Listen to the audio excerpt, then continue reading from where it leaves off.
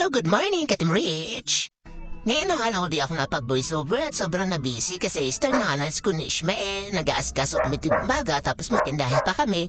Papasok ko sa trabaho, may mga bata pang aalagaan. Hindi mo na ka nagreklamo ha, sinishoot ko sa inyo ang aming daily routine ngayong may pasok na si Ishmael. And for today's reels, syempre ito pa rin ang video namin nung last na vacation namin sa Batangas. Kayo guys, ganito rin ba kayo? Na pag may gala kayo ng family, lagi rin kayo naka-video lalo na sa mga anak nyo? Kami kasi simula nang dumating sa buhay namin si Ishmael, nag-start na kami mag-record ng mga video niya. And then na-upload namin sa YouTube, naalala ko, 2016 na first time namin mag-upload.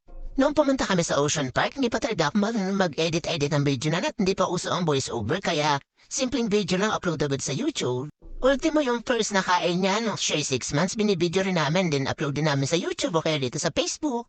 At ngayon yung 2023, mag-8 years old na si Ishmael, napakabilis ng panahon, ang laki na ng baby namin una. At syempre yung aming pinagdarasan na baby girl na binigay na ni Lord noong 2021, thank you Lord! At ngayon parating na October, mag 2 years old na si Bella. Sabay na nila pinapaload ng kuya niya yung mga good memory na nasave namin dahil sa aming kahiligan sa pagbibideo. Grabe ang saya lang pag nakikita ko yung mga anak ko na pinapanood nila yung mga video namin na kung paano sila naglaro, paano sila kumain, ang kanilang unang pagsulat, ang kanilang unang paglakad. Grabe ang nakakatuwa. Yun lang for today's reel. Salamat sa panood. Bye-bye!